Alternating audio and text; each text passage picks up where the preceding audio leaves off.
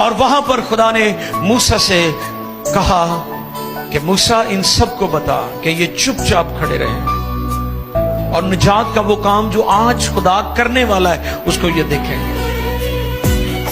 और उसने लाठी बढ़ाई, पानी जो है वो दीवारों की सूरत में खड़ा हो गया, इस तरफ और इस तरफ, और दरमियान में रास्ता बन गया। और वो रुका रहा जब तक बनी इस्राएल उसमें से गुजर न गए। ये क्या है?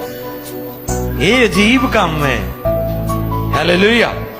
और ऐसे अजीब कामों से बाइबल भरी हुई है।